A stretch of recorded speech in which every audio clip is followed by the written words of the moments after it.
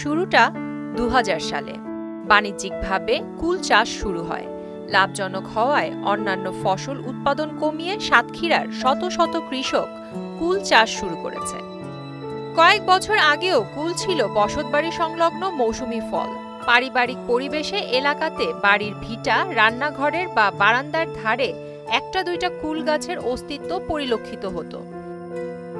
কিন্তু সময়ের ব্যবধানে আর বাস্তবতার নিরিখে কুল এবং কুল চাষ সীমা অতিক্রম করে অর্থনৈতিক গুরুত্বে পৌঁছেছে এবং বাণিজ্যিকভাবে চাষ হচ্ছে কুলের। বাউকুল, আপেল কুল, তাইওয়ান কুল, নারিকেলি, ঢাকা 90 সহ বিভিন্ন জাতের কুল চাষ হয়ে থাকে এ জেলায়।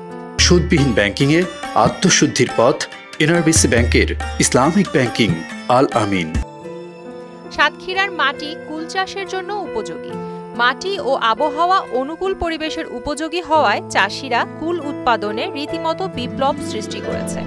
আমাদের এবছরে ভালো ফলন হয়েছে, আশা করি ভালো দামে বিক্রি করতে পারবো। আমাদের এখানে বলসুন্দরী আছে, খায়াফেল আছে, খাওয়া টক আছে, তারপরে মিজান টক যেটা অনেকে ঝুড়ির টক হিসেবে চেনে, তারপরে বেবি কুল আছে, 90 কুল আছে, কিন্তু 90 কুল এখন কমে গেছে। বাউ কুল আছে, এগুলো কিছু আছে অল্প অল্প, এগুলো এখন আমাদের এখানে বর্তমানে চাষ করছে। আমরা প্রতিদিন 400 থেকে 500 ক্যারেট কুল কিনি। কুলটা বাংলাদেশের বিভিন্ন জায়গায় পাঠানো হয়, ঢাকা, কারণ বাজার, চট্টগ্রাম, সিলেট, বরিশাল।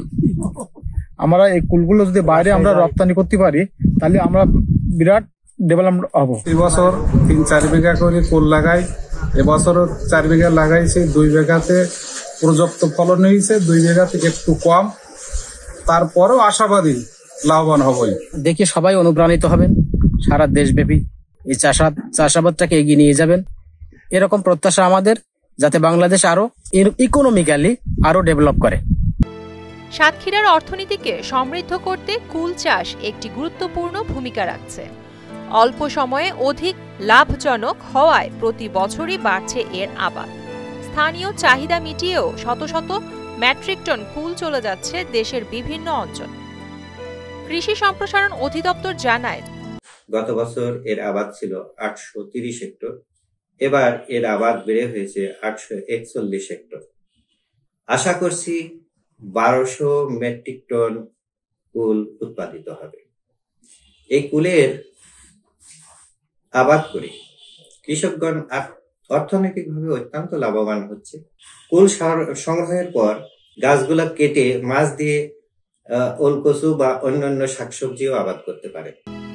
প্রতি বিঘায় 8.5 টন উৎপাদন হবে বলে আশা করছেন কৃষি বিভাগ।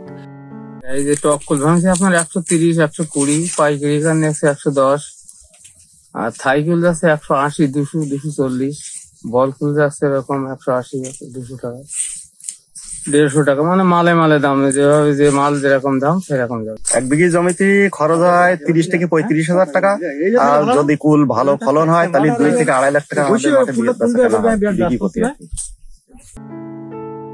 কম খরচে অধিক লাভ হওয়ায় জেলায় প্রান্তিক পর্যায়ের কৃষকদের কাছে বেশ জনপ্রিয় হয়ে উঠেছে কুল চাষ। প্রিয়াঙ্কা, নিতু, মোহনা, ডিজিটাল।